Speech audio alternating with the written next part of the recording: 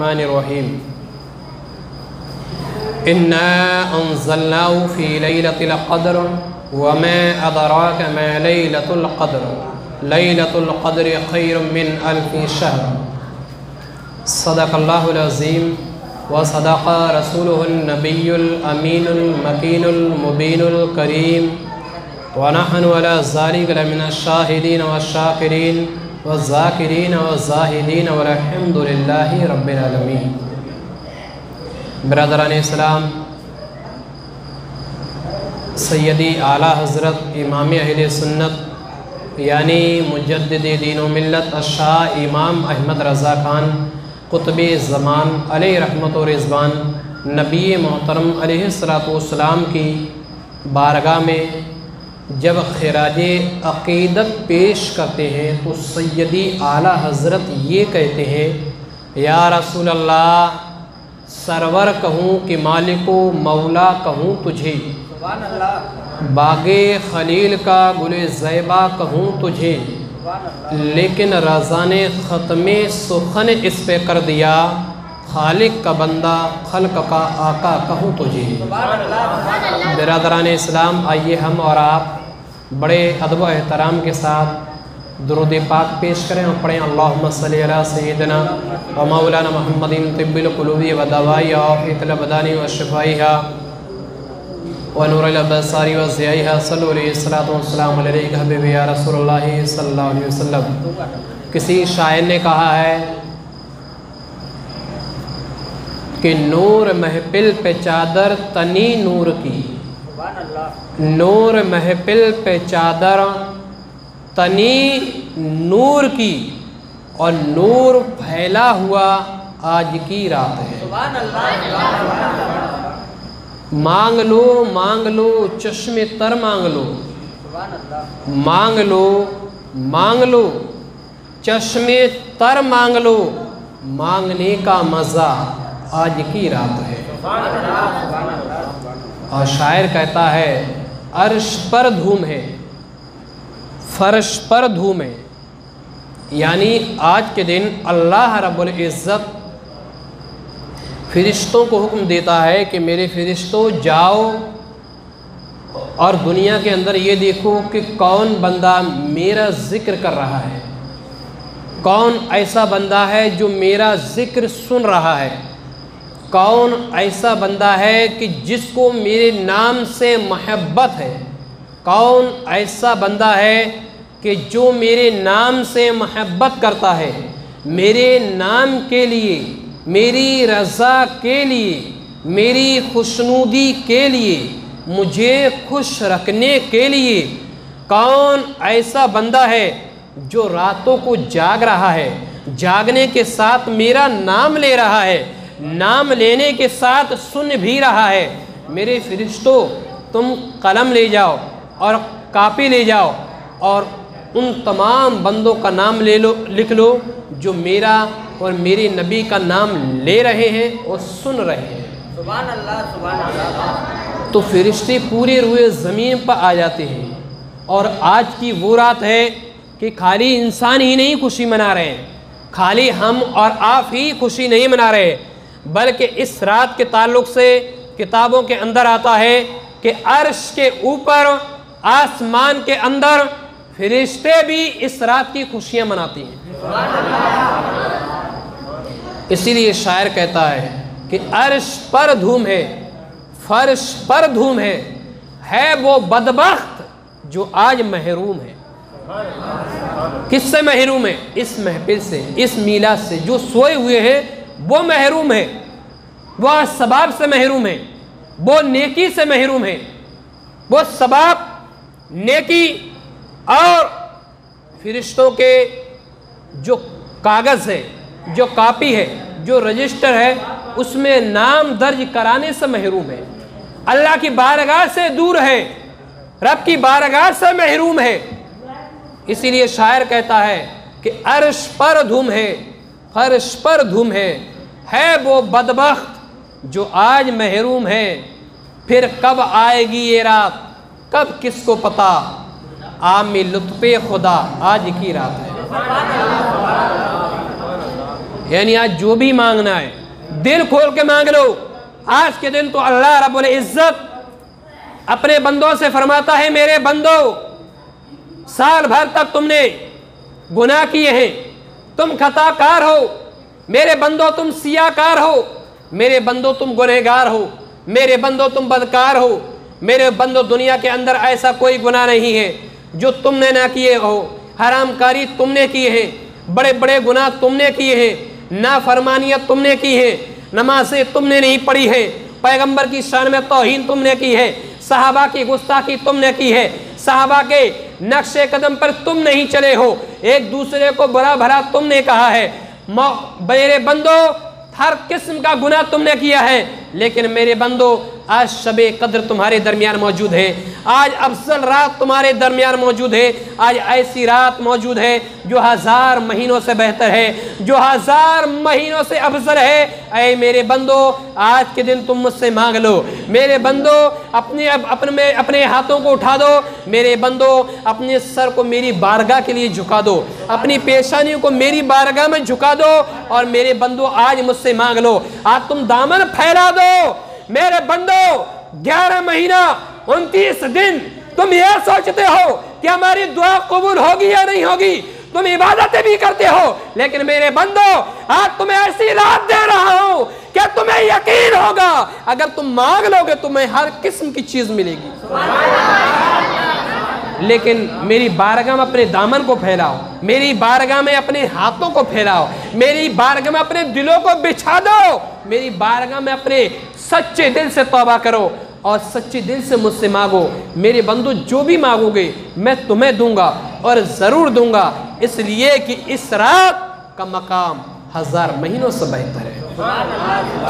कैसे बेहतर है? कुरान मुक़द्दस के अंदर आता है, इन्ना अंज़लनाहु फ़ी लैलतिल क़द्र, कि बेशक हमने कुरान अज़ीम को, कुरान को रमज़ान अल मुबारक में उतारा, शबे क़द्र में उतारा। वमा अदराक मा लैलतुल क़द्र, शबे क़द्र क्या है?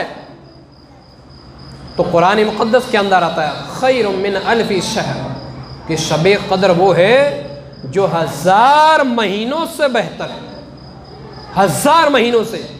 अब कुरान खुद ही कह रहा है 1000 महीनों से बेहतर ये रात है, तो इस रात का अंदाज़ा ना तो हम लगा सकते और ना आप लगा सकते।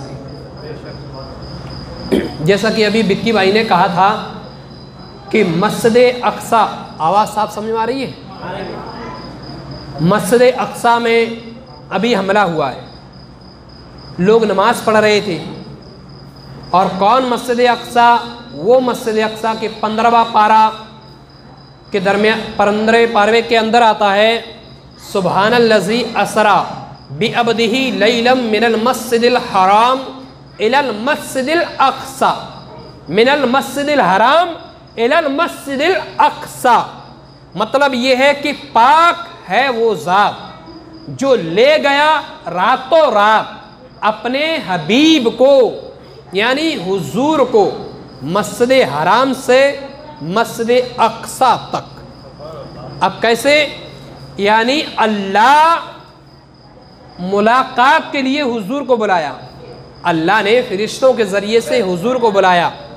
देखो चिल्लाइए, अगर नहीं चिल्लाओगे नहीं तो बहुत अच्छा बयान होगा, अभी बहुत खास चीज़ें आपको बतानी है।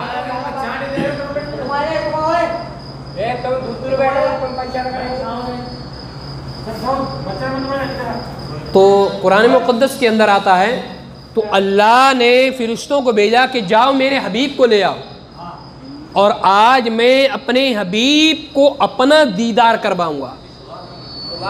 मेरे फरिश्तों में वो हूं कि आज तक मुझे किसी ने नहीं देखा। मैंने इस दुनिया के अंदर कमो बेश 1,24,000 या तकरीबन 2,24,000 अंबियाए कराम को भेजा, लेकिन मेरे फरिश्तों आज तक मुझे किसी नबी ने नहीं देखा और ना देख सकता है, और ना फरिश्तों तुम्हारे अंदर इतनी ताकत है कि तुम मुझे देख सको, और ना कोई फरिश्ता मुझे सुबह क़यामत तक देख सकता है। जैसा कि मूसा अलैहिस्सलातु वस्सलाम ने कहा था, रब्बी अरीनी, रब्बी अरीनी, मौला हिजाब उठा, पर्दे दिखा, मौला जलवा दिखा। अल्लाह ने फरमाया लन तरानी, ऐ मूसा तू नहीं देख सकता। मूसा बहुत अजीम पैगंबर थे, बहुत अजीम पैगंबर, ऐसे पैगंबर थे। आज हमारी और आपकी मौत आती है तो पूछ के आती है क्या? कभी भी आ जाए, किसी हालत में भी आ जाए, मलकल मौत किसी से पूछ के नहीं आती, चाहे जब आ जाए, चाहे जिस वक्त आ जाए, जिसकी भी रूह ले जाए। इसी तरीके से मलकल मौत क्या हुआ, बड़े गौर से सुनोगे, बहुत अहम बातें मिलेंगी। ये मोबाइल कौन बजा रहा है?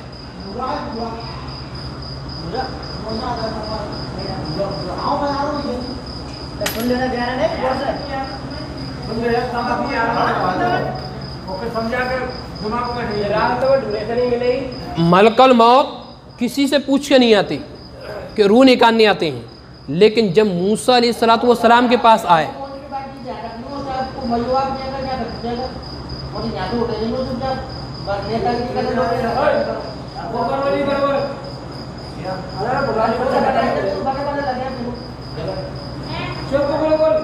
अलबख्श बेटा तू वहाँ पहुँच जा, शोएब तू आगे जा, चल बेटा और इधर आ जा, आगे चल, तुम भाई रहो, तू आ जा, आगे जा, बैठे। तो मलकल मौत के ताल्लुक से आता है, ये किसी से पूछ के नहीं आती, ये जिसको ले जाना हो ले आते हैं, और कोई कुछ कर भी नहीं सकता। अपने वक्त का बादशाह हो, कैसा भी बादशाह हो, तमाम को ले जाते हैं। तो इसी तरीके से मूसा अलैहिस्सलातु वस्सलाम के पास आए, तो मूसा अलैहिस्सलातु वस्सलाम ने फरमाया कौन? मूसा जलाली बहुत थी, बहुत जलाली थे, इतने जलाली थे कि शबे मेराज में जब हुजूर तशरीफ़ ले जा रहे अल्लाह से मुलाकात करने के लिए, तो हुजूर ने ये देखा कोई अपने रब से बुलंद आवाज़ में गुफ्तगू कर रहा था, बहुत तेज तेज से। हुजूर ने पूछा जिब्रील ये कौन शख्स है जो अपने रब से, अल्लाह से इस अंदाज में गुफ्तगू कर रहा है? कहा या रसूल अल्लाह ये मूसा है। तो मुस्तफ़ा करीम ने फरमाया मूसा है तो क्या हुआ, अल्लाह से इस तरीके से गुफ्तगू करेंगे? तो हज़रत जिब्रील कहते हैं ये मूसा पैगंबर है और अल्लाह को मालूम है इनकी आवाज़ में कड़क है, ये जलाली है, इसलिए बात कर रहे हैं और अल्लाह बुरा नहीं मानता। हुज़ूर ने फरमाया अच्छा। तो मूसा के पास पहुंच गए इज़राइल, पूछा कौन? बोले मलकल मौत। मूसा अलैहिस्सलाम ने कहा किस लिए आए हो? कि बोले तुम्हारी रूह निकालने के लिए, तुम्हारी रूह निकालने के लिए। मूसा ने कहा इधर आओ। जैसे ही मलकल मौत आते हैं मूसा अलैहिस्सलातु वस्सलाम ऐसा तमाचा मारते हैं कि ऐसा चांटा मारते हैं कि मलकल मौत की आंखें बाहर निकल कर पड़ी, बाहर निकल कर पड़ी। फौरन अल्लाह की बारगाह में गए। जब अल्लाह की बारगाह में जाते हैं तो कहते हैं ऐ अल्लाह तूने किस शख्स के बाद मुझे भेज दिया, तूने कैसे इंसान के बाद मुझे भेज दिया, मेरी आंख निकल गई। तो फिर अल्लाह ने अपनी कुदरत से मूसा मलकल मौत की आंख दुरुस्त फरमा दी, मलकल मौत की आंख दुरुस्त हो गई। और मलकल मौत को रब ने फरमाया इजाज़त ली थी मूसा के पास जाने से? बोले रब इजाज़त नहीं ली। बोले जाना तो इजाज़त ले लेना, इजाज़त ले लेना जब जाना उनके पास। ये कोई आम इंसान नहीं है, मेरे पैगंबर मूसा है। और ऐसा करना, मूसा से अर्ज़ कर दो कि आप अपना हाथ बछड़ा की पीठ पर फेर दें, जितने बाल आ जाएंगे हम तुम्हारी उम्र इतनी बढ़ा देंगे। फिर मलकल मौत आए दोबारा, फिर इजाज़त ली, क्या इजाज़त है? मूसा ने कहा आओ, अब आओ। हाँ बोलो। बोले आप ऐसा करें, अल्लाह का हुक्म है कि आप अपना हाथ बछड़ा की पीठ पर फेर दें, जितने बाल आ जाएंगे हाथ में उतनी उम्र आपकी बढ़ा दी जाएगी, उतनी साल उम्र बढ़ा दी जाएगी। मूसा ने कहा अल्लाह का हुक्म है? बोले हाँ अल्लाह का हुक्म है। बोले रूह निकालो। बोले अल्लाह का हुक्म है रूह निकालो। बड़े डर डर के उन्होंने रूह निकाली। ये मूसा अलैहिस्सलातु वस्सलाम है, इतने जलाली, इतने जलाली। तो अल्लाह से कहते हैं रब्बी अरीनी, ए मौला तू मुझे अपना जलवा दिखा, मौला तू मुझे दिखा तू कैसा है। अल्लाह ने फरमाया लन तरानी, ऐ मूसा तू नहीं देख सकता, तू नहीं देख सकता। तो हज़रत मूसा कहते रब मैं नहीं देख सकता। बोले हाँ मूसा तू नहीं देख सकता। बोले अल्लाह फिर तुझे कौन देखेगा? रब फरमाता है ऐ मूसा मुझे मेरा हबीब देखेगा, मुझे मेरा महबूब देखेगा। तो मूसा ने कहा ऐ अल्लाह ये हबीब कौन है? बोले मेरा महबूब है। बोले अल्लाह मैं? बोले तू कलीम है, तू कलीम। बोले मल फर्क बैनल कलीम अबिल हबीब? या अल्लाह कलीम और ये हबीब क्या है, इन दोनों के दरमियान क्या फ़र्क है? अल्लाह ने फरमाया ऐ मूसा कलीम वो है कि जो कोहे तूर पर आकर अल्लाह से मुलाकात कर सकता है, अल्लाह से बात कर सकता है। लेकिन मेरा हबीब वो है, वो दुनिया में किसी भी जगह रहे, हर जगह मुझसे बात कर सकता है। मूसा तुम कलीमुल्लाह हो, कलीमुल्लाह। तुम कोहे अगर तुम्हें बात करनी है रब से तो कोहे तूर पर आओ, और मेरा हबीब वो है जहां भी रहे वो अपने रब से बात कर सकता है। बोले अल्लाह तुम मैं नहीं देख सकता। बोले मूसा तू नहीं देख सकता। बोले अल्लाह मुझे दिखा दे। तारीख की किताब वो में आता है कि हज़रत मूसा फिर कहते हैं अल्लाह तुझे कोई देखेगा भी? बोले हाँ कौन? बोले वो मेरा हबीब होगा, वो जनाब मोहम्मद रसूल अल्लाह होंगे। बोले अल्लाह फिर भी दिखा दी। तारीख की किताबों में आता है मूसा अलैहिस्सलाम ने रब को तो नहीं देखा, लेकिन थोड़ी सी झलक हजरत मूसा ने पाई तो मूसा बेहोश होकर गिर पड़े। मूसा बेहोश होकर गिर पड़े, रब को नहीं देखा, सिर्फ थोड़ी सी झलक देखी, वो बेहोश होकर गिर पड़े। लेकिन आकाई करीम सल्लल्लाहु अलैहि वसल्लम शबे मेराज में सामने आमने देखा हुजूर को। हुजूर ने अल्लाह को सामने देखा, सामने। और जब सामने देखा अल्लाह का दीदार किया हुजूर ने, क्योंकि पूरी दुनिया के अंदर कभी किसी ने अल्लाह को देखा ही नहीं। पहली मरतबा हुजूर देख रहे थे, तो हुजूर ने जैसे ही अल्लाह को देखा तो हुजूर ने कहा अत्तहियातु लिल्लाहि वस्सलावातु वत्तय्यिबात। ये अल्लाह सारी बदनी ज़बानी माली इबादतें अल्लाह तेरे ही लिए है। अल्लाह बदन की इबादत तेरे लिए, माल की इबादत अल्लाह तेरे लिए, ज़बान से जिक्र अल्लाह तेरे ही लिए, यानी सब इबादतें अल्लाह तेरे ही लिए हैं। जब हुजूर ने यह कहा तो फिर अल्लाह ने हुजूर को क्या तोहफा दिया वो भी सुने। अल्लाह फरमाता है अस्सलामु अलैका अय्युहन नबी व रहमतुल्लाहि व बरकातुहू। ऐ नबी तुम पर सलाम हो, अल्लाह की रहमत हो, अल्लाह की बरकतें हो। तो नबी ने फरमाया अस्सलामु अलैना व अला इबादिल्लाहि सालिहीन, हम पर सलाम हो और अल्लाह के नेक बंदों पर। तब फिरिश्तों ने कहा था अशहदु अल्ला इलाहा इल्लल्लाह व अशहदु अन्ना मुहम्मदन अब्दुहु व रसूलुहु, कि हम गवाही देते हैं अल्लाह के सिवा कोई इबादत के लायक नहीं, कोई माबूद नहीं, और मोहम्मद सल्लल्लाहु अलैहि वसल्लम अल्लाह के बंदे और उसके रसूल हैं।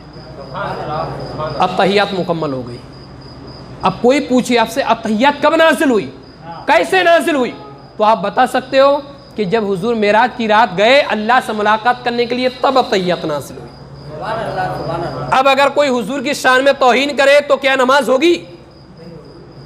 हुजूर की शान में कोई तौहीन करे, जैसे आजकल कुछ लोग निकल गए कीड़े मकोड़ों की तरह, वहाबी, देवबंदी, अहले हदीस, राहबजी, कादियानी, ये लोग हुजूर की शान में तौहीन करते हैं। सलाम मत पढ़ो, दुरूद मत पढ़ो, ये मत करो, वो मत करो। यहाँ तो तहियत में खुद ही है अस्सलामु अलैका, ऐ नबी तुम पर सलाम हो, अय्युहन नबी, ऐ नबी तुम पर सलाम हो। रब सलाम भेजे, अल्लाह खुद हुजूर पे सलाम भेज रहा है, और अल्लाह ने तो भेजा ही भेजा, मुस्तफ़ा ने भी भेज लिया। मुस्तफ़ा करीम ने फरमाया अस्सलामु अलैना, ये अल्लाह हम पर सलामती हो, हम पर सलाम हो। क्या मतलब? यानी हुजूर ने अपने ऊपर भी कहा और तमाम उम्मतों के ऊपर भी कहा, लो मेरी पूरी उम्मत पर सलाम हो। तो अल्लाह भी सलाम भेजे, मुस्तफ़ा सलाम भेजे, तो हम अल्लाह की मानेंगे, हम रसूलुल्लाह की मानेंगे, वहाबीमुल्लाह की बात नहीं मानेंगे।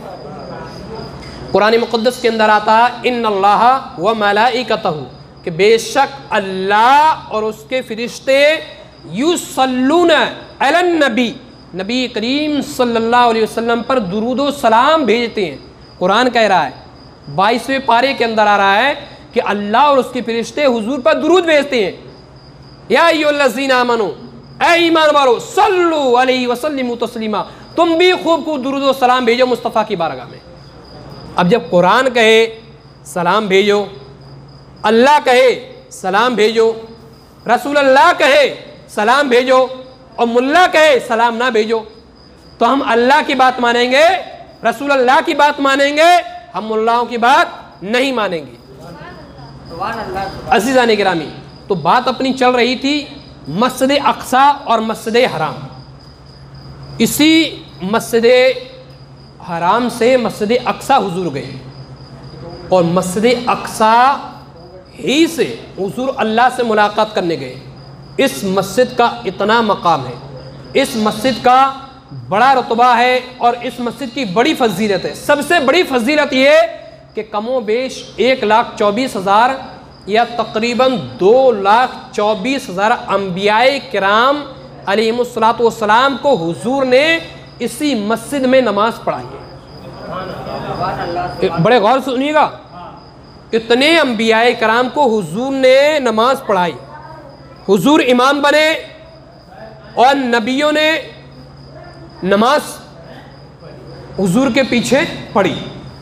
अब इस मस्जिद का मकाम, अब एक बात और सुने, इतना मकाम होने के बावजूद, इतना रुतबा होने के बावजूद अगर कोई मस्जिद अक्सा पे हमला करे, अगर कोई मस्जिद अक्सा की बुराई करे, अगर कोई मस्जिद अक्सा की तौहीन करे, अगर मस्जिद अक्सा के बारे में कोई बुरा भला कहे, अगर कोई मस्जिद अक्सा के अंदर नमाजियों के ऊपर बंदूक से हमला करे, बमों से हमला करे, 200 लोग जैसा कि अभी बताया जख्मी हुए, तो बताओ कि उम्मत मुस्लिमीन उस शख्स को कैसे माफ़ करेगी।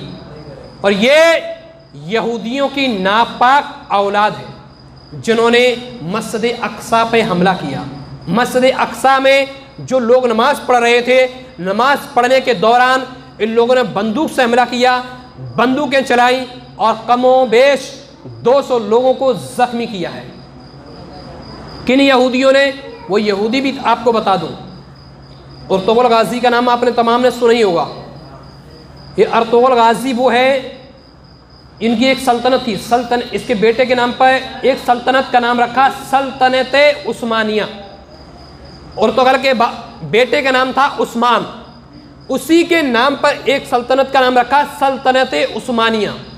इन्होंने 600 साल तक हुकूमत की थी, 600 साल तक, और यहूदियों से लड़ते रहे, इनसे मुकाबला करते रहे और इनको नीस्त तो नाबूद करते रहे और बराबर जहन्नम में पहुंचाते रहे। इन्हीं यहूदियों का मजमा फिलिस्तीन के अंदर बड़ा मजमा लगा हुआ था। एक यहूदियों का बहुत बड़ा आलिम था जो तकरीर कर रहा था, जो बयान कर रहा था।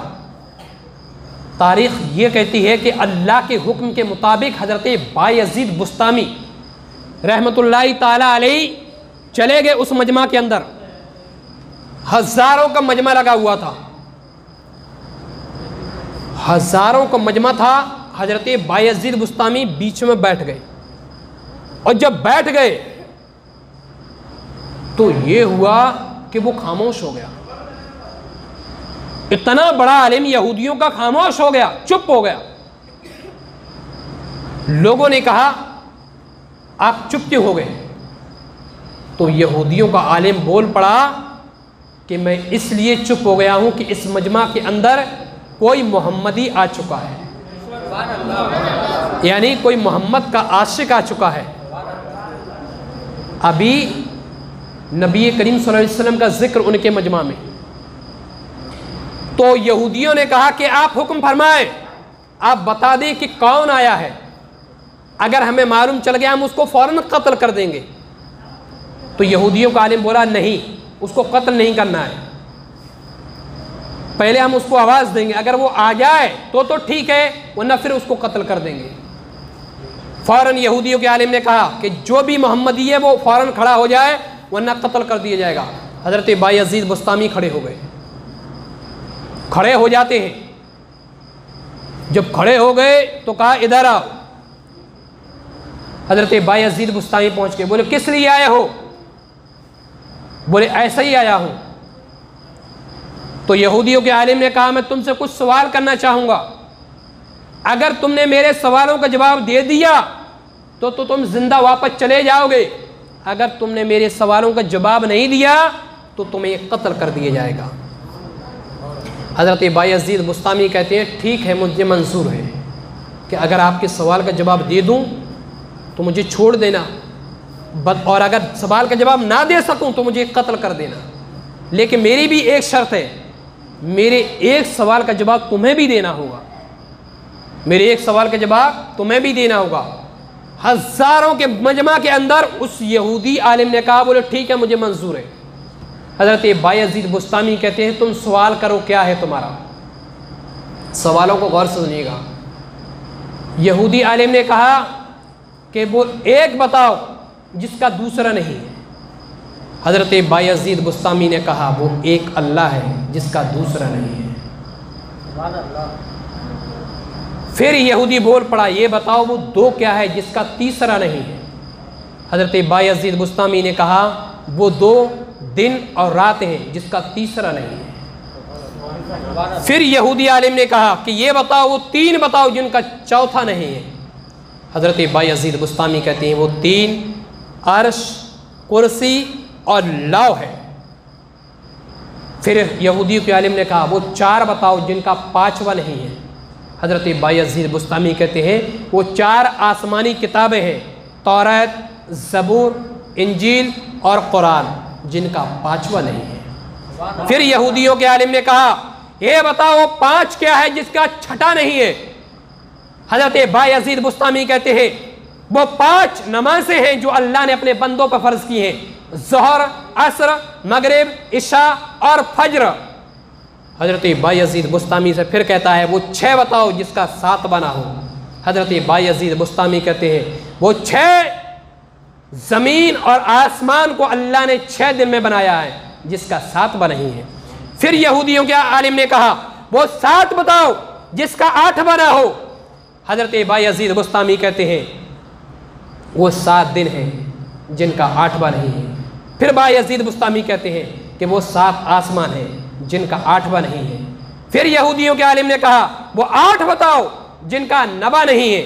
हज़रत बायजीद बुस्तामी कहते हैं वो 8 अर्श को उठाने वाले फरिश्ते हैं जो अल्लाह ने मुकर्रर कर दिए हैं। फिर बायजीद बुस्तामी से उस यहूदी ने कहा वो 9 बताओ जिसका 10वां नहीं है। हज़रत बायजीद बुस्तामी बोल उठे कि हज़रत सालेह अलैहिस्सलाम की नाफरमान कौम में से 9 लोग नाफरमान थे जिनका कोई 10वां नहीं है।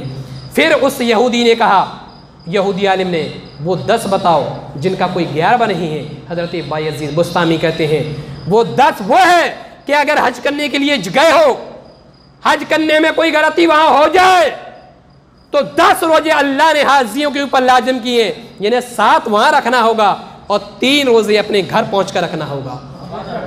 फिर यहूदियों के आलिम ने कहा वो 11 बताओ जिसका कोई 12वां नहीं है। हज़रत बायजीद बुस्तामी कहते हैं वो 11 हज़रत यूसुफ अलैहिस्सलाम के भाई हैं जिनका कोई 12वां नहीं है। फिर यहूदियों के आलिम ने कहा कि वो 12वां बताओ जिनका कोई 13वां ना हो। हज़रत बायजीद बुस्तामी कहते हैं वो 12 महीने हैं जिनका कोई 13वां नहीं है।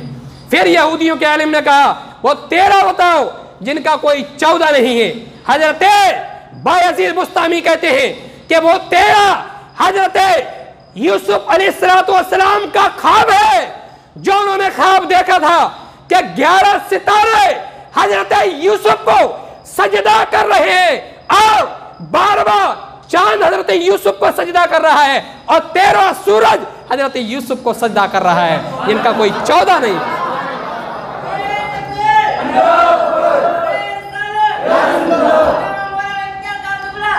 अज़ीज़ान गिरामी, तो फिर उस यहूदी आलिम ने कहा ऐ मोहम्मदी, तुम सवालों के जवाब देते जा रहे हो, अब जरा ये बताओ कि कौन सी रात अफजल है। हज़रत बायजीद कहते हैं कि शबे कद्र की रात अफजल है। तो बायजीद बुस्तामी से वो यहूदी आलिम बोला अगर शबे कद्र की रात अफजल है तो कोई दलील दो। हजरत बायजीद बोल पड़े, इन्ना अंज़लनाहु फी लैलतिल क़द्र व मा अदराका मा लैलतुल क़द्र लैलतुल क़द्रि खैरुम मिन अल्फि शहर, कि शबे कद्र ये 1000 महीनों से बेहतर है।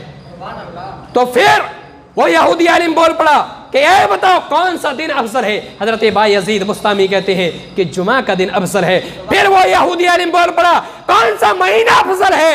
हजरत बायजीद बुस्तामी ने कहा कि रमजान का महीना तमाम महीनों से अफजल है। फिर वो यहूदी बोल पड़ा कि ये बताओ दुनिया के अंदर ऐसी कौन सी चीज है जो बेजान है लेकिन सांस लेती है, जो बेजान है जिसके अंदर जान नहीं है लेकिन वो सांस लेती है। हजरत बायजीद बुस्तामी बोल पड़े कि अगर वो कोई चीज है तो वो सुबह है जो बेजान है लेकिन सांस लेती है। कुरान मुकद्दस के अंदर अल्लाह फरमाता है, मुझे सुबह की कसम जो है तो बेजान लेकिन सांस लेती है।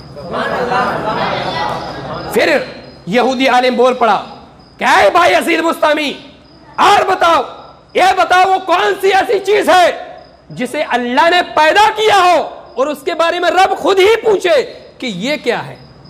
अल्लाह ही पैदा करे और अल्लाह ही पूछे कि ये क्या है।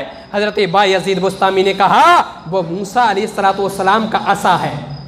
कहा कोई सबूत दो। हजरत बायजीद बुस्तामी बोल पड़े, कुरान मुकद्दस के अंदर आता है, वमा तिलका बियमीनिका या मूसा, ए मूसा तुम्हारे दाहिने हाथ में क्या है। यानी वो असा अल्लाह ने ही दिया था मूसा को, असा अल्लाह ने ही दिया था और फिर अल्लाह ही पूछ रहा है वमा तिलका बियमीनिका या मूसा, ऐ मूसा तुम्हारे हाथ में क्या है। जब तमाम सवालों के जवाब दे दिए पूरा मजमा हैरत में, जब हैरत में पड़ गया तो मूसा अलैहिस्सलाम के ताल्लुक से, असा के ताल्लुक से जो बता दिया, उसके बाद हजरत बायजीद बुस्तामी बोल पड़े कि तुम्हारे तमाम सवालों के जवाब मैंने दे दिए, अब मेरा एक सवाल का वादा था, अब वो भी तुम जवाब दो। आलिम खामोश, बोले जवाब दो। आलिम खामोश, पूरी कौम भड़क उठी कि आलिम साहब इस मोहम्मदी ने, मजमा हमारा है, हुकूमत हमारी है, लोग हमारे हैं, तमाम चीजें हमारी, आप आलिम हमारे, आपके हुक्म के ऊपर जान देने वाले हम, लेकिन उसके बावजूद ये कौन सा जुनून है, इसके अंदर कौन सा ईमान है कि हजारों के मजमा के अंदर बेबाक तरीके से बिना खौफो खतर जवाब देता जा रहा है। हर सवाल का जवाब दे दिया। आलिम ने कहा हाँ जवाब तो दिया, तो लोग बोल पड़े क्या गलत दिया। यहूदी आलिम बोल पड़ा कि गलत नहीं जवाब दिया, तमाम सही जवाब दिया। तो लोग बोल पड़े आलिम साहब जब इस मोहम्मदी ने आपके हर सवाल का जवाब दे दिया है तो आपको भी इनके सवाल का जवाब देना होगा, आपको भी सवाल का जवाब देना होगा। यहूदी आलिम बोल पड़ा कि ऐ शख्स बोल तेरा क्या सवाल है। बायजीद बुस्तामी ने सिर्फ एक सवाल किया था कि ये बता दो जन्नत की कुंजी क्या है, जन्नत की कुंजी क्या है, जन्नत की चाबी क्या है, कुंजी चाबी क्या है, कौन सी चीज है जो जन्नत की चाबी है। इतना सुना तो यहूदी आलिम लरजने लगा, थर्राने लगा। बायजीद कहते हैं जवाब दे। यहूदी आलिम मौत तड़पने लगा। लोगों में एक सन्नाटा छा गया कि आखिरकार ऐसा कौन सा सवाल है कि इसको करने के बाद इतने बड़े आलिम, और उस मजमा के अंदर सिर्फ यही आलिम नहीं था, हजारों आलिम मौजूद थे उस मजमा के अंदर, हजारों लोग मौजूद थे, तो हजारों आलिम भी मौजूद थे उस मजमा के अंदर। लेकिन ये आलिम उस दौर में तमाम यहूदियों का सबसे बड़ा आलिम था। वो लरजने लगा, थर्राने लगा, जवाब नहीं दिया। कौम बोली आलिम साहब जवाब दो। आलिम साहब बोले मैं जवाब तो दे दूंगा लेकिन उसके बाद तुम अपनी जगह कायम नहीं रहोगे, तुम मेरी बात नहीं मानोगे। बोले कैसे नहीं मानेंगे, आप तो जवाब दो, जवाब दो। आलिम साहब बोल पड़े अगर कोई जन्नत की कुंजी है तो वो कोई और नहीं, अल्लाह की इबादत है और मुस्तफा की गुलामी है। तारीख ये कहती है, उसने कहा अल्लाह की इबादत यानी 5 टाइम की नमाज और मोहम्मद मुस्तफ़ा सल्लल्लाहु अलैहि वसल्लम का आशिक होना, ये जन्नत की कुंजी है। फौरन मजमा में सन्नाटा छा गया और सन्नाटा छाने के बाद पूरा मजमा बोल पड़ा, आलिम साहब आपने ये सवाल बताने में बहुत ताखीर कर दी। फौरन हजरत बायजीद बुस्तामी से कहते हैं, ऐ मोहम्मदी, आज से आप हमारे रहबर हो, लीडर हो, हमें कलमा पढ़ाओ और मोहम्मद मुस्तफ़ा की गुलामी में शामिल कर दो।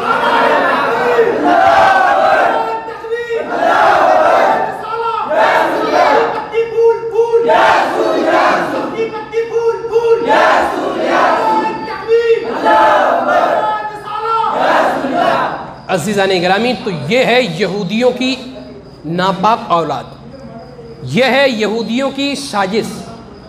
इसके बारे में बताना नहीं था, बताना तो कुछ और था, लेकिन बताना भी बहुत अहम था, जो ख़ास खबर थी। तो ये इनकी साजिश है। अल्लाह के नबी सल्लल्लाहु अलैहि वसल्लम ने फरमाया, अगर इस्लाम का कोई सबसे बड़ा दुश्मन है तो वो कोई और नहीं बल्कि वो यहूदो नसारा है। इनसे इस्लाम को हमेशा नुकसान होगा, ये इस्लाम का कभी भला नहीं कर सकती। तो जैसा भी मैंने कहा कि यूसुफ अलैहिस्सलाम ने एक ख्वाब देखा, और जब ख्वाब देखा तो उन्होंने क्या देखा कि 11 सितारे हैं, एक चांद है, एक सूरज है जो यूसुफ को सजदा कर रहा है। सजदा तो यूसुफ, वो तो अल्लाह के नबी थे, और यूसुफ अलैहिस्सलाम के वालिद हज़रत याकूब ये भी नबी थे। अब बड़े गौर से सुनिएगा, बहुत ख़ास चीज़ आपके सामने आने वाली है। ये भी अल्लाह के नबी थे, और यूसुफ अलैहिस्सलाम के 11 भाई थे। कुरान मुक़द्दस के अंदर आता है अहादा अशरा, 11 भाई, और 11 ही सितारे देखे उन्होंने, इसलिए कुरान के अंदर आया अहादा अशरा कौकबा वश्शम्स वल क़मर रअयतुहुम ली साजिदीन, कि मैंने 11 सितारे देखे, चांद और सूरज को अपने लिए सजदा करते हुए देखा। तो हज़रत याकूब ने कहा कि बेटे यूसुफ इधर आओ, और अपना जो ख्वाब मुझसे बयान किया है ना, ये अपने भाइयों से बयान मत करना, ये अपने भाइयों को मत बताना, वरना तुम्हारे लिए परेशानी खड़ी हो सकती है। मामला ये था कि यूसुफ अलैहिस्सलाम बहुत हसीन और जमील थे, बहुत खूबसूरत थे। कैसे खूबसूरत थे, अगर गौर से सुन लिया तो आज से ही यूसुफ अलैहिस्सलाम का नाम लेने वाले आप हो जाओगे। बड़े गौर से सुनना, बड़े खूबसूरत थे, बड़े हसीन और जमील थे। तो हज़रत याकूब बहुत चाहते थे, अपने उन 11 बेटों से भी ज़्यादा चाहते थे।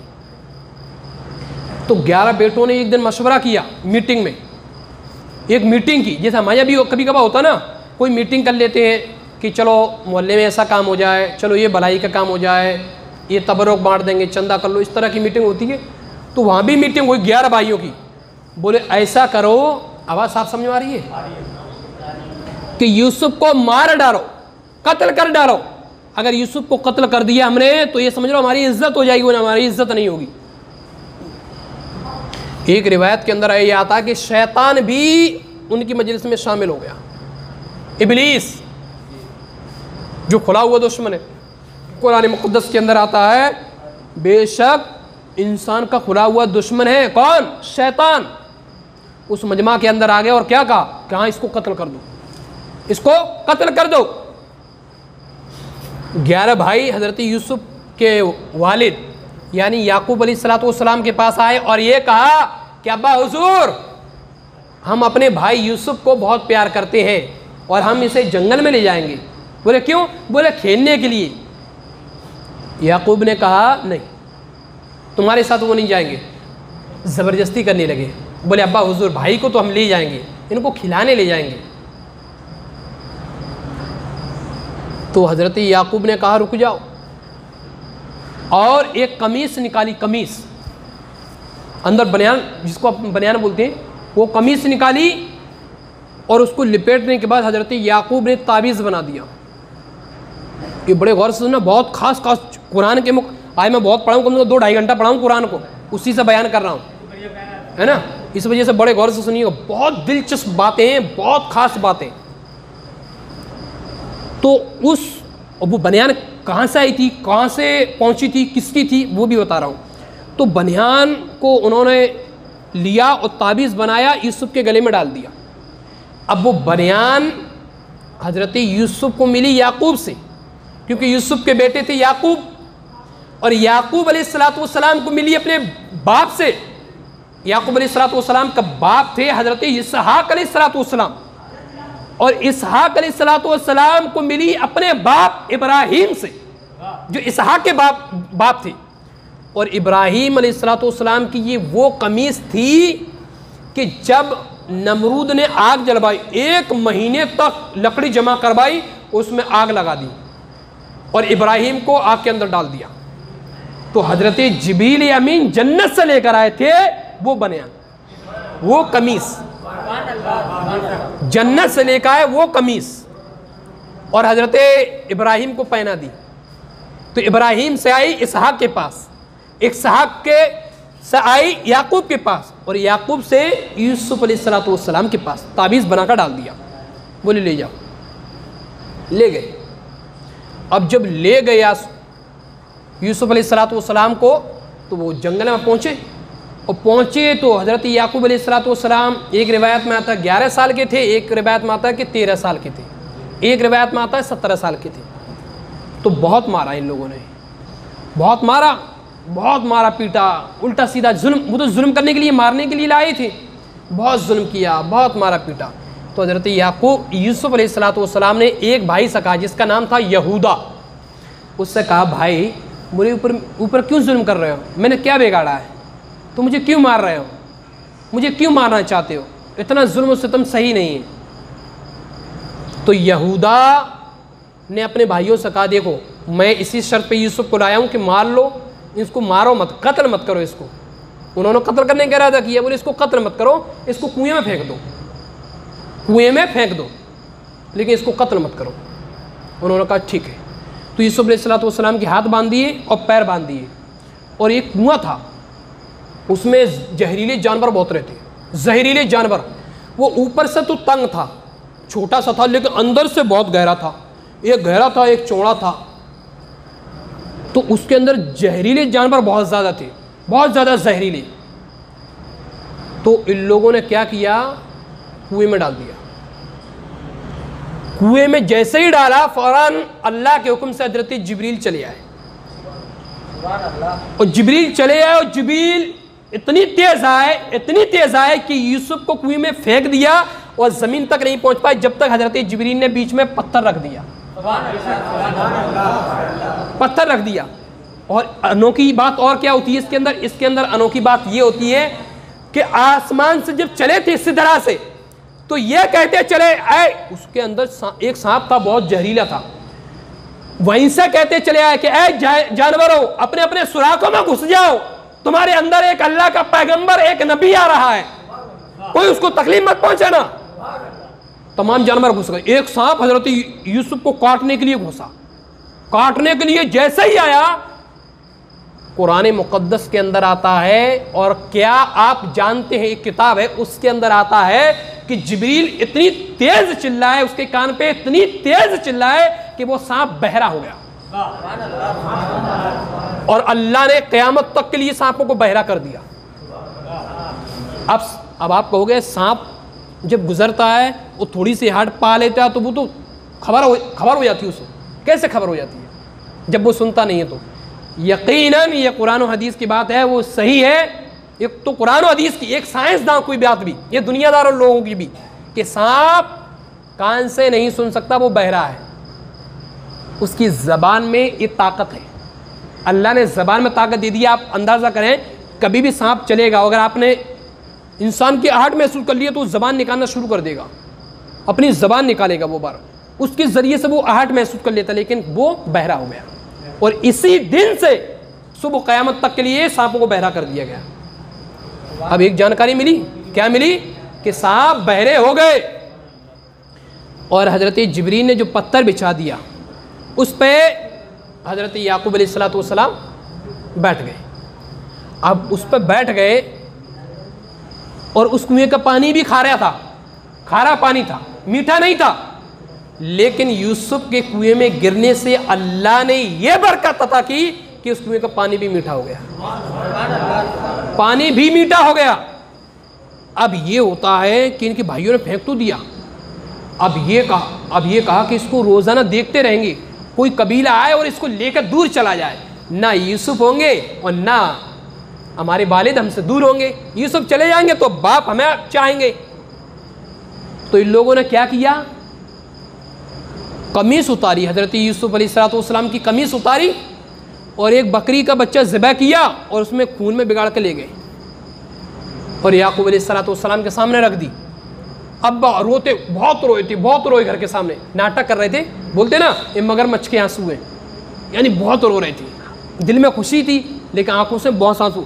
याकूब अलैहिस्सलाम आए, क्या हुआ? बोले हमारा बड़ा अफसोस हो रहा है, बहुत रोए, बहुत गाए। बोले कि भाई यूसुफ को भेड़िया ने खा लिया। बोले भेड़िया ने खा लिया? कैसे? तुम कहाँ गए थे? बोले हम लोगों ने शर्त रखी थी दौड़ने की, तो हम लोग दौड़ते रहे और भाई यूसुफ पीछे रह गए, वो छोटे थे तो उनको भेड़िया खा गया। बोले अच्छा। बोले कोई निशानी? बोले हाँ ये कमीज़ है उनकी, खून में बिगाड़ के ले गए, ये कमीज़ है।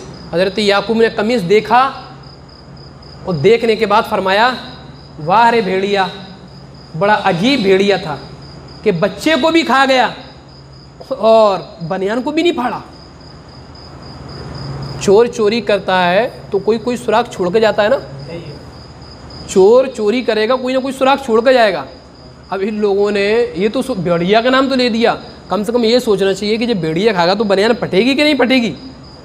वो बिल्कुल साबत पहले ही उतार ली इन लोगों ने, पहले ही बनियान उतार ली साफ़ सुथरी, वो बिगाड़ के ले गए। तो याकूब अलैहिस्सलाम ने कहा बड़े चालाक भेड़िया था कि बच्चे को भी खा गया मेरे को और बनियान को भी नहीं फाड़ा।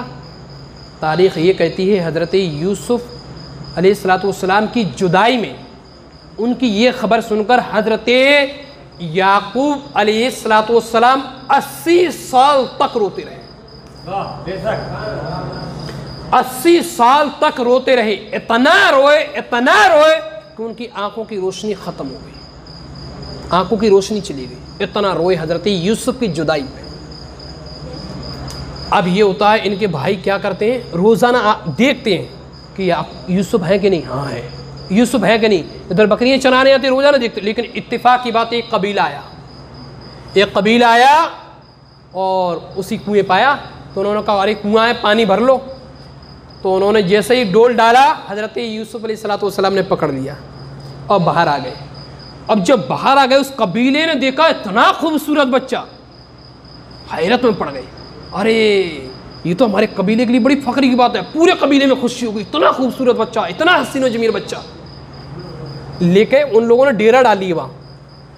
तीसरे दिन फिर इनके भाई आए, जब देखा कि यूसुफ तो है ही नहीं, कहाँ गए? अरे बोले कबीला लगा रहा हुआ, वहाँ चलो। जब वहाँ जाते हैं तो क्या देखते हैं, यूसुफ को देख लेते हैं। देखने के बाद कहते हैं अरे ये तो हमारा गुलाम है, ये भाग आया है, अगर तुम खरीदना चाहते हो तो खरीद लो और इसको दूर ले जाओ यहाँ से, बड़ा नाफरमान गुलाम है। अब यूसुफ अलैहिस्सलाम डर के मारे बोले नहीं, कभी मैं कुछ बोलूँगा तो हो सकता फिर कोई सख्ती ना कायम कर दे। तो इन लोगों ने बेच दिया और जब बेच दिया तो लेके चले और लेके चले यहाँ तक कि वो लोग मिस्र आ गए। जब मिस्र आ गए तो मिस्र के बाज़ार में बोली लगना शुरू हो गई। 10 दिरहम से बोली लगना शुरू हुई, इतनी दिरहम लगना शुरू हुई कि बोली लगती थी कि ये 10 रुपये का है, तो कहता कोई 10 रुपये मैंने ले लिया, कोई कहता मैं 15 में लूँगा, कोई कह रहा मैं 20 में लूँगा, कोई कह रहा मैं 25 में लूँगा। इस तरह लगते रहे यहाँ तक कि ये आलम हो गया था याकूब के हुस्न को देखकर कि एक शख्स ने कहा कि जितने यूसुफ हैं इसके बराबर मैं सोना देने के लिए तैयार हूँ। बिल आखिर एक बादशाह का वजीर था, बादशाह का नाम था रैयान बिन वलीद, इसका वजीर था, मुस्कीर नाम था उसका। उसने यूसुफ को ख़रीद लिया, यूसुफ को ख़रीदा और ख़रीदने के बाद घर ले आया और बड़ा प्यार किया, बड़ी मोहब्बत की और अपनी बीवी से कहा जिसका नाम था जुलेखा। ये बादशाह की लड़की नहीं थी, जैसा कि अभी मैंने आज ही बताया था, ये उस वज़ीर की बीवी थी जुलेखा। ये बीवी थी तो वज़ीर, बादशाह का वज़ीर ने सोचा हमारे यहाँ कोई औलाद भी नहीं है, उनके यहाँ कोई औलाद नहीं थी। बोले ये हमारी औलाद हो जाएगी, ये हमारी औलाद हो जाएगी। तो औलाद की नज़र से देख रहे थे, लेकिन यूसुफ के हुस्न को देखकर जुलेखा मर मिटी, फिदा हो गई। दिमाग में गलत गलत कारनामे, दिमाग में गलत सोच, गलत फिक्र, और उसने दिन में ठान लिया कि इससे मैं अपने साथ गलत काम करवाऊंगी। इतना सोच लिया। यूसुफ अलैहिस्सलाम को वज़ीर ने बेटा माना, इसको भी बेटा मानना था, लेकिन ये फिदा हो गई। और यूसुफ अलैहिस्सलाम पर गलत नज़र, यूसुफ से कहा तुम मेरे साथ गलत काम करो। हज़रत याकूब यूसुफ अलैहिस्सलाम बोले कि नहीं, आपके शौहर ने मुझे अपना बेटा माना है, मैं आपके साथ गलत काम नहीं कर सकता, मैं खयानत नहीं कर सकता कि जिस शख्स ने मुझे अपने यहाँ जगह दी है, जो इंसान मुझे अपना बेटा कह रहा है, जो मुझे खिला रहा है, जो मुझे पिला रहा है, जो मुझे इतनी कीमत में ख़रीद कर लेकर आया है, मैं तेरे साथ गलत कैसे कर सकता हूँ। लेकिन उसके जहन में फतूर बैठ चुका था और वज़ीर घर से बाहर गया हुआ था। जब वापस इत्तेफाक की बात वो आ रहा होता है, इसकी नीयत जुलेखा की ख़राब होने लगती है और हज़रत यूसुफ को एक जगह बुलाती है। कहाँ बुलाती है? ऐसी जगह बुलाती है कि 7 दरवाजे उसके अंदर मौजूद थी। एक रूम था जिसके अंदर 7 दरवाजे। याकूब को बुला लिया और दरवाजे, 7 दरवाजे में ताले लगा दिए, 7 में ताले। हज़रत यूसुफ अलैहिस्सलाम से कहा गलत काम करो, यूसुफ ने मना किया। तो यूसुफ के पीछे दौड़ी। हज़रत यूसुफ ने अल्लाह की बारगाह में दुआ की कि मौला मेरी इज्जत मौला तेरे हाथ है, अल्लाह मैं तो तेरा बंदा हूँ, लेकिन मौला इज्जत देना और ज़िल्लत देना अल्लाह तेरे हाथ में है। व तो इज़्ज़ु मन तशा व तो ज़िल्लु मन तशा, कुरान मुक़द्दस के अंदर आता है कि अल्लाह जिसे चाहे इज्जत दे, अल्लाह जिसे चाहे ज़िल्लत दे, अल्लाह जिसे चाहे बुलंद कर दे, अल्लाह जिसे चाहे ज़मीन के अंदर कर दे। सब कुछ अल्लाह की कुदरत कामिला के में है। यूसुफ ने दुआ की, अल्लाह आज मेरी इज्जत मौला तेरे हाथ है। तारीख़ ये कहती है कि यूसुफ के पीछे भागी, यूसुफ दरवाजे के पास भागे। यूसुफ को दरवाजे में जैसे ही देखा, ताला लगा हुआ था, दरवाज़ा फौरन खुल जाता है। यूसुफ फिर भागे, लड़की फिर पीछे दूसरे दरवाजे के पास पहुंचे, ताला लगा हुआ था, फिर फौरन ताला खुल गया। फिर जुलेखा पीछे भागती है, यहां तक कि 6 दरवाजे के पास हजरत यूसुफ जैसे ही जाते हैं, अल्लाह की कुदरत कामिला के दरवाजे खुलते चले जाते हैं, ताले खुलते चले जाते हैं। और 7वें दरवाजे पर जैसे ही यूसुफ पहुंचते हैं, फौरन जुलेखा पीछे से कुर्ता पकड़ लेती है। अब जैसे कुर्ता पकड़ लिया, कुर्ता हजरत यूसुफ आगे दौड़े, जुलेखा ने पीछे खींचा, कुर्ता फट गया, 7वां दरवाजा खुल गया। फौरन वजीर सामने, वजीर आ गया।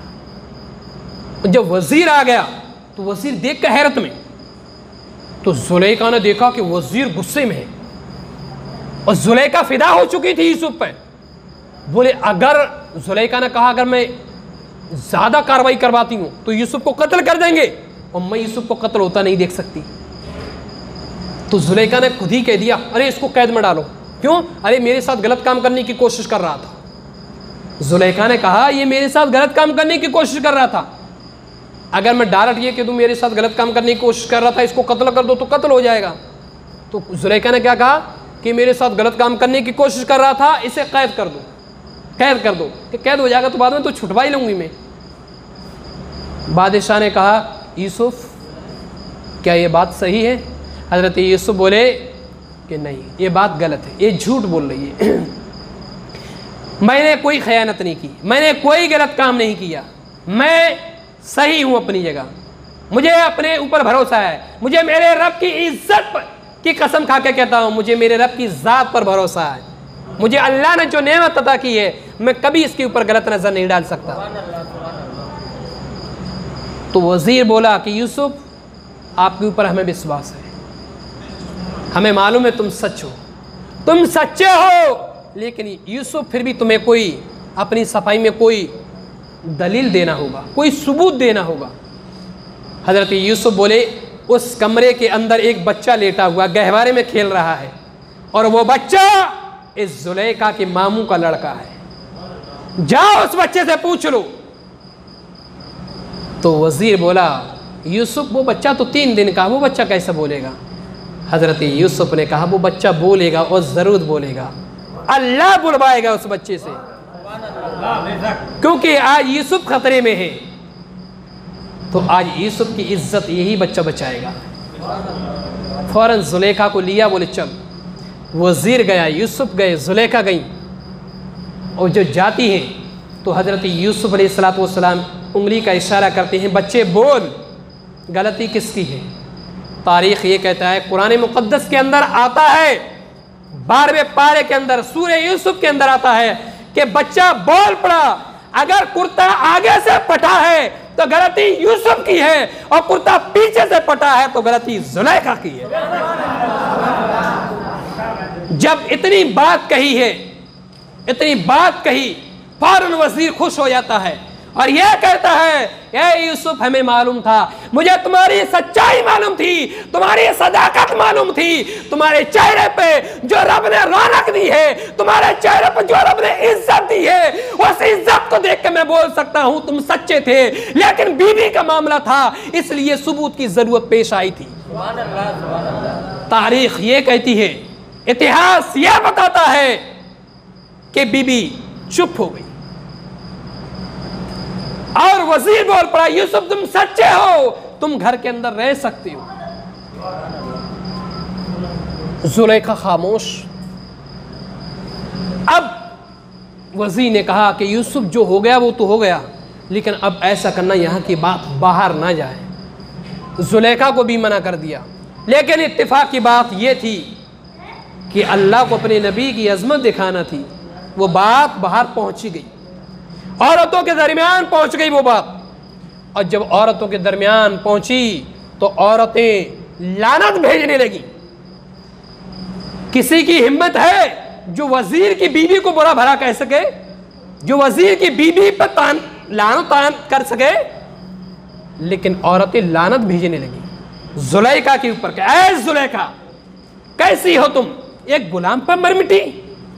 अरे अपनी इज्जत तो देखो, तुमने अपने शौहर की नाक कटा दी है, तुमने अपने परिवार की नाक कटा दी है, तुम्हें अपने ओहदे का जरा बराबर भी ख्याल नहीं आया, तुम्हें गुलाम पर मर मिटी चुकी हो। जुलेखा कहती है, ऐसी बात है, तुमने यूसुफ को देखा नहीं है, अगर तुम यूसुफ को देख लोगी तो जुलेखा तो सिर्फ गलत काम करने के इरादे से थी, तुम अपने आप को कत्ल भी कर दोगी जब भी तुम्हें एहसास नहीं होगा वो यूसुफ है।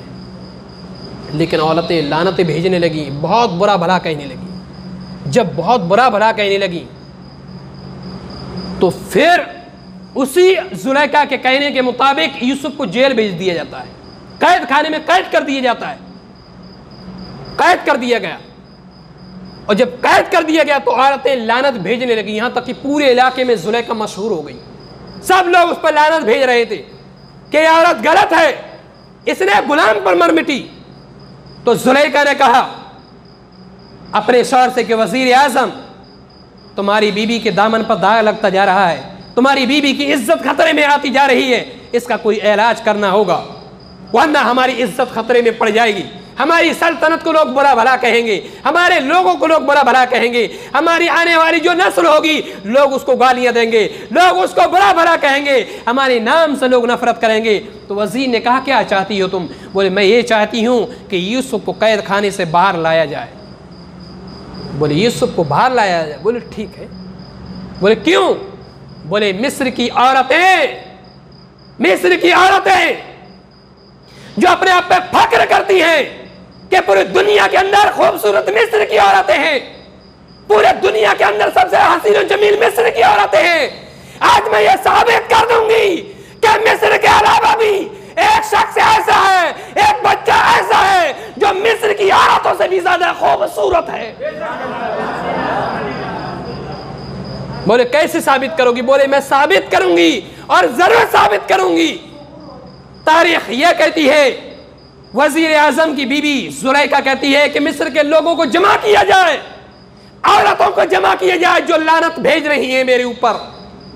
तमाम औरतों को जमा किया गया। कितना टाइम हो गया? और चले है? तो ये होता है, औरतें बुलाई ले आ जाती हैं, तमाम औरतें जमा हो जाती हैं। और जब तमाम औरतें जमा हो गई तो कहा तुम देखना चाहोगी कि जुलैखा ने के दिल में गलत ख्याल क्यों आया? क्या तुम जानना चाहोगी जुलैखा का कदम गलत काम की तरफ क्यों बढ़ा? तुम जानना चाहोगी जुलैखा ने यह कदम क्यों उठाया था? बोले हाँ जानना चाहेंगे। बोले ठीक है, एक शर्त है और वो शर्त यह है कि तुम तमाम औरतें अपने हाथ में एक एक नींबू लोगी। हर औरत के हाथ में एक एक नींबू होगा और एक छुरी होगी। दाहिने हाथ में छुरी होगी और बाएं हाथ में नींबू होगा। बोले फिर? बोले जब यूसुफ आएंगे तो तुमको नींबू काटना होगा।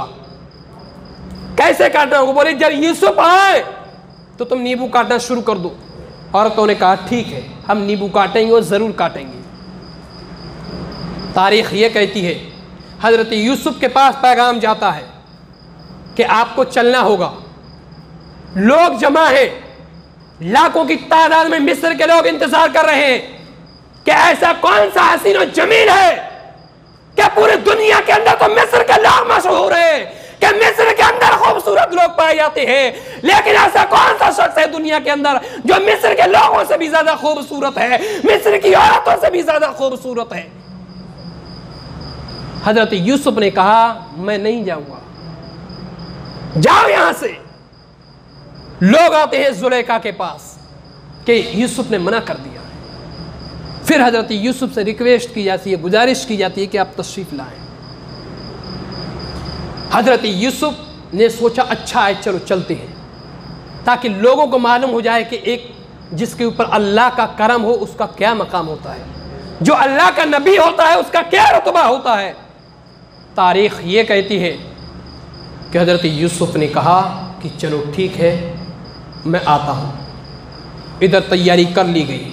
जब तैयारी कर ली गई तमाम औरतें बैठ गई, लाखों की तादाद में लोग आ गए, हजारों की तादाद में औरतें, हर एक औरत के हाथ में सीधे हाथ में छुरी तो डेढ़े हाथ में नींबू। अब कुछ लोगों को जुलैखा ने भेजा यूसुफ को लेकर आ जाओ। तारीख ये बताती है कि जब कुछ लोग उस रास्ते से यूसुफ को लेकर आ रहे थे, यूसुफ को जो लोग देख रहे थे उनकी नजरें बोल पड़ी कि वाकई मिस्र की सरजमीन पर एक से एक हसीन मौजूद है, एक से एक खूबसूरत मौजूद है, लेकिन जो उसने यूसुफ के ऊपर मौजूद है वो किसी के पूरा। और जब लोगों के दरमियान से निकल के हजरत यूसुफ औरतों के दरमियान आते हैं, औरतों की गली में आते हैं, औरतों के पास आते हैं, तो औरतों ने हजरत यूसुफ को जैसे ही देखा, तमाम औरतें यूसुफ को देखती रहीं और नींबू काटने के बजाय औरतों ने अपनी उंगलियां काट दी गई और औरतों को एहसास तक नहीं हुआ। तमाम उंगलियां कट गई और एहसास तक नहीं हुआ। शायर कहता है हुस्न यूसुफ पे कटी मिस्र में अंगुश्ते जना। जना माने औरतें। हुस्न यूसुफ पे कटी मिस्र में, यानी मिस्र में हजरत यूसुफ अलैहिस्सलातु वस्सलाम के हुस्न पर कटी। क्या? मिस्र में अंगुश्ते जना, यानी औरतों की उंगलियां सर कटाती है तेरे नाम पे मर्दान अरब। तो अंदाजा करो कि यूसुफ के हुस्न का ये आलम, यूसुफ के हुस्न का ये आलम कि उन्हें देखकर औरतें उंगलियां काट ले, औरतों को खबर ना हो। ये यूसुफ का मकाम, ये यूसुफ के हुस्न का मकाम। तो अंदाजा करो उस नबी का मकाम क्या होगा, उस नबी के हुस्न का मकाम क्या होगा। वो नबी कितना खूबसूरत होगा कि जब यूसुफ के हुस्न का ये आलम है तो यूसुफ के हुस्न जो हुस्न में मिला है वो मेरे नबी के हुस्न का सिर्फ धोवन था।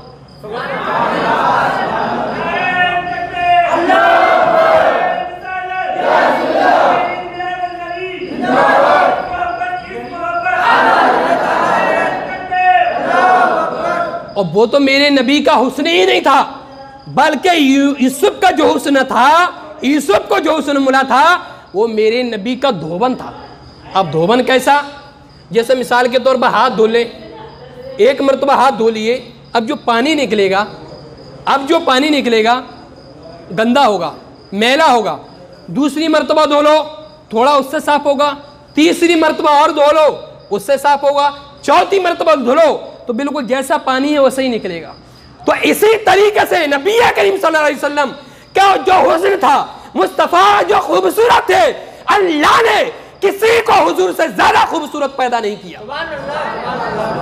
और हजरत यूसुफ अलैहिस्सलाम को जो हुस्न मिला है ये तो मुस्तफ़ा करीम का धोवन था। औरतें हैरत में पड़ गई, उंगलियां काट ली, खबर तक नहीं हुई।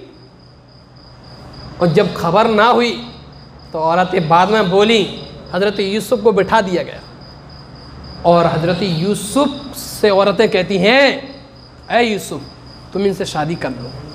यूसुफ शादी नहीं, तुम इनसे गलत काम कर लो। यूसुफ तुम इनके इश्क में पड़ जाओ। हजरत यूसुफ ने कहा, मैं अल्लाह का नबी हूँ, मैं अल्लाह का बंदा हूँ, मेरा कदम इस तरफ हरगिज़ नहीं बढ़ेगा।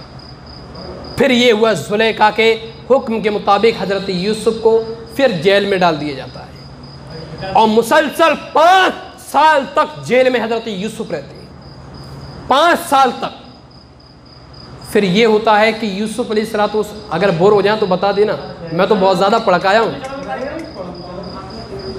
फिर ये होता है, अब आगे भी देखें, ये होता है कि यूसुफ अलैहिस्सलाम कुछ जेल में जब पहुंच जाते हैं तो 2 शख्स और आ जाते हैं उनके साथ। वो बादशाह ने उनको कैद में डलवाया था, वो भी यूसुफ के पास पहुंच गए और साथ में रहे। तो एक ने कहा, ये यूसुफ, अब तुम ख्वाब की ताबीर जानते हो कि नहीं? मुझे ख्वाब दिखाए। बोले क्या ख्वाब दिखाए? बोले मैं शराब को निचोड़ रहा हूँ, शराब को निचोड़ रहा हूँ। दूसरा बोला, आप तो ख्वाब मुझे भी दिखाए। बोले क्या दिखाए? बोले मुझे ख्वाब दिखाए कि मेरे सर पे रोटियां हैं, चंद रोटियां हैं और उन्हें परिंदे नोच नोच कर खा रहे हैं। यूसुफ ने कहा कि ऐ शख्स, जो तुम शराब निचोड़ रहे थे, इसका मतलब यह है कि तुम बादशाह को शराब पिलाओगे। बादशाह का नाम था रैयान बिन वलीद, कि तुम बादशाह को शराब पिलाओगे। और ऐ शख्स, जो तुम्हारे सर के ऊपर जो रोटियां परिंदे नोच नोच कर खा रहे थे, तुम्हें फांसी होगी, उसके बाद तुम फेंक दी जाओगे, फिर परिंदे तुम्हें नोच नोच कर तुम्हारा गोश्त खाएंगे। ताबीर बता दी। उसके बाद हजरत यूसुफ ने जेल में तबलीग शुरू कर दी, दीन का काम शुरू कर दिया। बहुत लोग जुड़ने लगे उनसे। अब शॉर्टकट में बताना शुरू कर रहा हूँ कि वाक़या बहुत ज़्यादा लंबा है, 2.5-3 घंटा भी और भी लग जाएगा। इसको हम आधा पौना घंटा में समेट लेते हैं, आधा घंटा में समेट लेंगे। तो फिर ये हुआ कि याकूब यूसुफ अलैहिस्सलाम ख्वाब की ताबीर बताने लगे। और जब ख्वाब की ताबीर बताने लगे, ख्वाबों के बारे में बताने लगे, हर चीज़ बता देते, जो भी ख्वाब आता तमाम बताते चलते। फिर बादशाह को ख्वाब नज़र आया, और बादशाह को ख्वाब नज़र आया तो बादशाह ने तमाम जादूगरों को, तमाम साहिरों को बुलाया, बड़े बड़े लोगों को बुलाया कि इस ख्वाब की ताबीर कोई बताए। और वो ख्वाब क्या था बादशाह का? वो ख्वाब ये था कि एक मोटी गाय, फरबा गाय मोटी गाय को एक पतली दुबली गाय खा जा रही है। मोटी गाय को एक पतली गाय खा रही है, ये ख्वाब नजर आया। तमाम लोगों को बुलाया मजमा के अंदर, पूरे मिस्र में ऐलान कर दिया गया कि अगर कोई ऐसा हो जिस ख्वाब की ताबीर बताए। किसी ने नहीं बता पाई। फिर जो कैदी कैद था उसकी सजा पूरी हो गई, वो निकल आया बाहर। जो शराब न छोड़ रहा था, वो बादशाह के बहुत करीब हो गया, बादशाह को शराब भी पिला दिया। उसी ने कहा कि आपकी जेल के जब वो निकल रहा था तो यूसुफ ने कहा कि जब तुम बादशाह के पास जाओ तो उस बादशाह से ये कहना कि तुम्हारी जेल तुम्हारी है, हुकूमत तुम्हारी है, और लेकिन एक शख्स तुम्हारी जेल के अंदर मजलूम है, एक बेकसूर तुम्हारी जेल के अंदर सज़ा काट रहा है, जो बेगुनाह है, उसने कोई गुनाह नहीं किया है, तुम उसको बाहर कर दो। तो ये गया और बादशाह से जिक्र किया, भूल गया। 1 साल बाद याद आया इसको, 1 साल बाद कि ऐसा ऐसा मामला हो चुका है। बैठ जाए, थोड़ा 10 मिनट में कर लेंगे, पूरे 10 मिनट में कर लेंगे, बैठे 10 मिनट रुक जाइए। तो ये हुआ। अब बड़ी दिलचस्प, अब पूरे मजमून का निचोड़ आ रहा है, उसको बड़े गौर से सुन लें। 1 साल बाद बताया, अरे ऐसी ऐसी बात है। बादशाह ने कहा कि मुझे ऐसा ऐसा ख्वाब नज़र आया है। अरे बोले तुम्हारा ख्वाब फलां बता देंगे। बोले क्यों? बोले एक जेल में एक बेकसूर बंद है, उन्होंने मुझसे कहा था, मैं भूल गया। 1 साल बाद बादशाह ने कहा अच्छा उसको निकाल बकला। यूसुफ अलैहिस्सलाम को कहा गया कि ऐसी सी बात है। यूसुफ अलैहिस्सलाम आए, देखा बादशाह का मजमा घिरा हुआ है, बड़े बड़े लोग मौजूद हैं, बड़े बड़े आलिम मौजूद हैं, कोई नहीं बता पा रहा था। यूसुफ अलैहिस्सलाम ने कहा बोलो क्या ख्वाब है? कहा मैंने ये ख्वाब देखा है कि एक मोटी गाय को पतली गाय खा जा रही है। बोले अच्छा। यूसुफ ने कहा कि अय बादशाह सलामत, अब तुम अनाज को जमा करना शुरू करो, और इतना याद रखना अब मिस्र की सरजमीन पर एक बहुत भयानक मामला होने वाला है, और वो मामला ये है कि एक बहुत सख्त कहत पड़ने वाला है।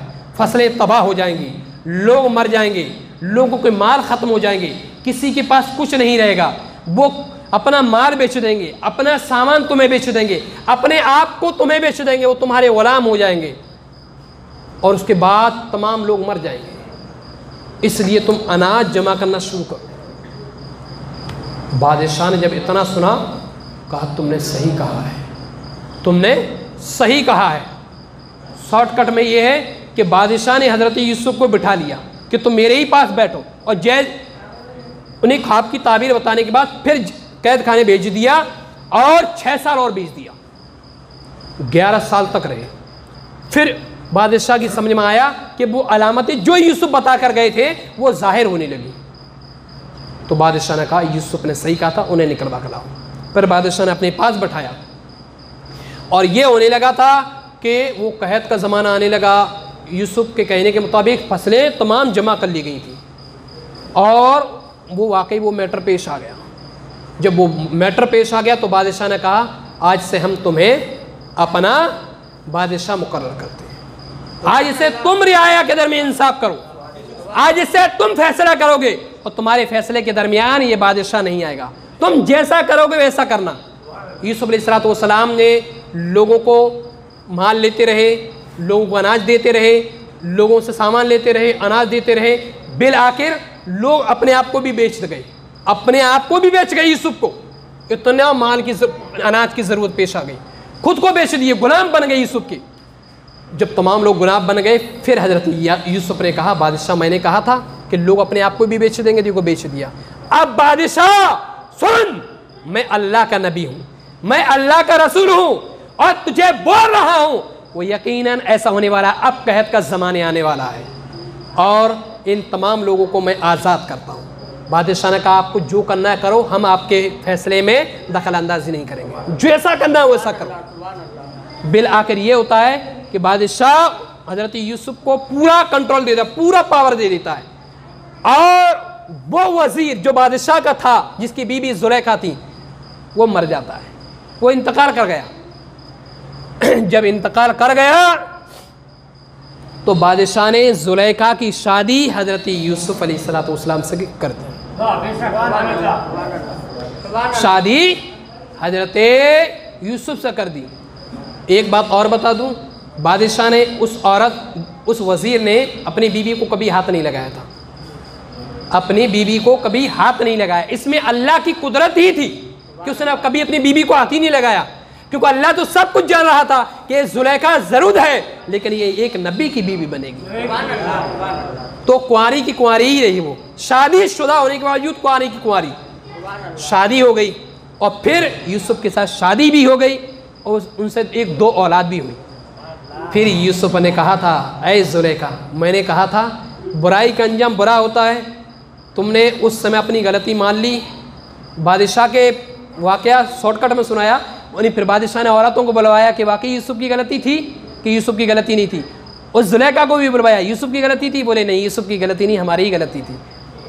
तो देखो तुमने अपनी गलती कबूल की, तो देखो अल्लाह ने तुम्हें ये इनाम दिया कि एक नबी से तुम्हारी शादी हो गई। फिर ये हुआ कि कहत का ज़माना बहुत ज़्यादा आ गया, तो उनके भाई भी परेशान हो गए। किसके?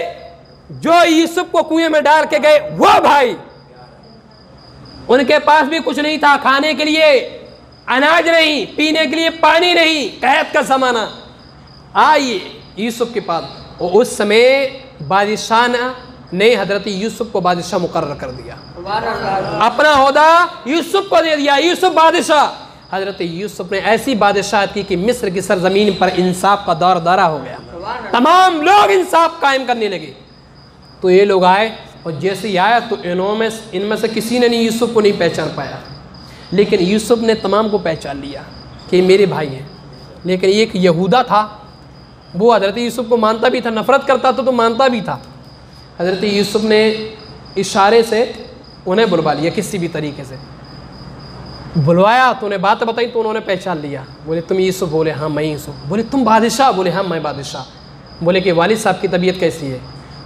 तो यहूदा बोला कि वालिद साहब आपकी जुदाई में वालिद साहब इतना रोए हैं कि उनकी आंखों की रोशनी चली गई। बोले अच्छा। बोले और भाई आए? तमाम भाइयों से मिले। हज़रत यूसुफ ने इशारा कर दिया कि इनको अनाज दे दो। तमाम को दे दिया, लेकिन इस भाई को जितना उन तमाम को दिया, इसको अकेले को दे दिया, इनको सबसे ज़्यादा दे दिया। बोले जाओ और मेरे वालिद से कहना कि यूसुफ ज़िंदा है, और ये मेरी कमीज़ ले जाओ, और कमीज़ ले जाने के बाद अब्बा हुजूर की आंखों पर फेर देना, अब्बा हुजूर की रोशनी लौट आएगी। तारीख़ ये कहती है फिर उनके भाई भी आ गए, तमाम ने पहचान लिया और माफ़ी मांग लेंगे, हमें माफ़ कर दो, हमसे गलती हो गई, बहुत बड़ी गलती हो गई, नादानी में हो गई, यूसुफ तुम्हारे भाई हैं, यूसुफ माफ़ कर दो। हज़रत यूसुफ अल्लाह के नबी थे, उन्होंने कहा चलो ठीक है, सबको माफ़ कर दिया, लेकिन आइंदा ऐसी गलती कभी मत करना। तो ठीक है। उसके बाद कहा तुम तमाम लोग चले जाओ। तो कहा ये कमीज़ हमें दो, ये कमीज़ हम ले जाएंगे, ये कमीज़ हम ले जाएंगे। यहूदा ने कहा कोई नहीं ले जाएगा, ये कमीज़ मैं ले जाऊँगा। क्यों? बोले गलती मैंने ही की है, अब्बा हुजूर से यूसुफ को लेकर मैं ही आया था, यूसुफ को कुएं में मैंने ही फेंकवाया था, आज मैं गलती इस कमीज़ को लेकर मैं अपनी गलती सुधारना चाहता हूँ। बहरहाल जब जाने लगी कमीज़, तो हज़रत याकूब तक पहुँच नहीं पाए, पहले से ही हज़रत यूसुफ को कमीज़ की खुशबू मिल गई। इन्नी लअजिदु रिहा यूसुफा, इन्नी लअजिदु रिहा यूसुफा, यानी मैं, हज़रत याकूब कहते हैं, हज़रत याकूब कनान में मौजूद थी। कनान बहुत दूर, हज़ारों मील दूर कनान में बैठे थे याकूब, और मिस्र में कमीज़, मिस्र से कमीज़ आ रही थी, और याकूब ने कमीज़ की खुशबू पाली कहाँ? कनान में, और फरमाया इन्नी लअजिदु रिहा यूसुफा, मैंने यूसुफ की कमीज़ की खुशबू पाली, मेरा बेटा जिंदा है। ये अल्लाह के नबी हजरत याकूब बोले मेरा बेटा जिंदा है, मुझे उसकी खुशबू आ रही है। और जैसे ही कमीज लाई गई, हजरत याकूब की आंखों पर फेरी गई, फौरन रोशनी आ गई। जब रोशनी आ गई, भाई उनके तरीके से बात कर रहे थे। हजरत याकूब ने कहा रुक जाओ, मुझे ये बताओ मेरी औलाद कैसी है, मेरा बेटा कैसा है, वो बताओ। तमाम भाइयों ने कहा, तमाम बेटों ने कहा भाई यूसुफ बिल्कुल सही सलामत हैं। बोले कैसे हैं? बोले ये मत बताओ कैसे हैं, पहले तो ये बताओ कि वाकई वो अल्लाह की इबादत करने वाले हैं या नहीं। बताओ, ये नबी का कायदा देखो। नबी ने ये नहीं, उन्होंने कहा बादशाह बन चुके। याकूब कहते हैं ये मत बोलो बादशाह बने कि नहीं, ये बताओ अल्लाह की इबादत करने वाले हैं या नहीं। उनके भाइयों ने कहा ऐसी इबादत करने वाले हैं कि हजारों लोगों की मदद कर रहे हैं, हजारों लोगों की मदद कर रहे हैं। और अल्हम्दुलिल्लाह हमारे भाई यूसुफ अल्लाह की इबादत करने वाले हैं, लोगों की मदद करने वाले हैं, और अब्बा हुजूर हमारे भाई ने हमें भी माफ़ कर दिया। याकूब कहते हैं कि जब मेरे बेटे ने तुम्हें माफ़ कर दिया तो आज तक मैंने तुम्हें कभी माफ़ नहीं किया था, लेकिन जब मेरी औलाद ने तुम्हें माफ़ कर दिया तो मैंने भी तुम्हें माफ़ कर दिया। तारीख़ ये कहती है कि उसके बाद हज़रत यूसुफ अलैहिस्सलाम ने बड़ा ज़बरदस्त मिस्र के अंदर पूरे मिस्र को, पूरे देश को सजवा दिया हज़रत यूसुफ ने, और पूरे देश को, पूरे मिस्र को सजाने में पूरी सल्तनत को सजा दिया, और सजाने के साथ हर रियासत में पैगाम भिजवा दिया कि अपनी अपनी रियासतों को सजा दिया जाए। लोग बोले हुजूर पूरी रियासतों को क्यों सजा रहे हो, बड़ा खर्चा होगा। कौन आ रहा है ऐसा, कौन सा ऐसा मेहमान है, क्या कोई बादशाह आ रहा है मिस्र में? हजरत यूसुफ ने कहा अरे बादशाह नहीं, बादशाहों का बादशाह आ रहा है, कोई और नहीं, मेरे वालिद बुजुर्गवार हजरत याकूब आ रहे हैं। तारीख कहती है कि पूरे मिस्र को सजवा दिया, पूरी रियासतों को सजवा दिया, और हजरत याकूब अलैहिस्सलाम को लाने के लिए हजरत याकूब ने हजारों की तादाद में लोगों को भेज दिया कि मेरे अब्बा हुजूर को लेकर आओ मिस्र की सब जमीन पर, और उनकी शान में कोई तौहीन नहीं हो, बड़े अदब और एहतराम के साथ मिस्र में उन्हें लेकर आओ। तारीख ये कहती है लोग उनको लेने गए, हजरत याकूब अलैहिस्सलाम को बड़े शान और शौकत से ले जा रहे हैं, बड़ा इस्तकबाल हो रहा है। तारीख की किताबों में आया है कि बेशुमार बादशाहों का इस्तकबाल हुआ, तमाम लोगों का स्वागत हुआ, लेकिन पूरी जमीन के अंदर जो स्वागत हजरत याकूब का हुआ है वो अभी तक किसी का नहीं हुआ इंसानों के दरमियान, वरना फरिश्तों के दरमियान तो जो हुजूर का हुआ है वो किसी का नहीं हुआ। सुभान अल्लाह, सुभान अल्लाह। तो बहरहाल जब हजरत यूसुफ अलैहिस्सलाम ने सुना कि करीब आ गए तो यूसुफ अलैहिस्सलाम खुद शहर से बाहर निकल गए, खुद शहर से बाहर निकल गए हजारों लोगों को लेकर कि चलो अपने वालिद बुजुर्गवार का स्वागत करके लेकर आए। बिल आखिर शॉर्टकट में ही हुआ कि हजरत याकूब अलैहिस्सलाम खुद लेकर आए, और जैसे ही अपने वालिद बुजुर्ग हजरत याकूब को देखा फ़ौरन कदमों में गिर गए, कदम चूमे, हाथ चूमे, 10 बोसी की, उसके बाद कहा अब्बा हुजूर मेरे लिए दुआ फरमाए, गले लगे, और हजरत याकूब ने अपने बेटे यूसुफ को बेशुमार दुआएं दी। अल्लाह की बारगाह में दुआ है कि इन बातों पर हमें अमल करने की तौफीक अता फरमाए, और हजरत यूसुफ अलैहिस्सलाम से भी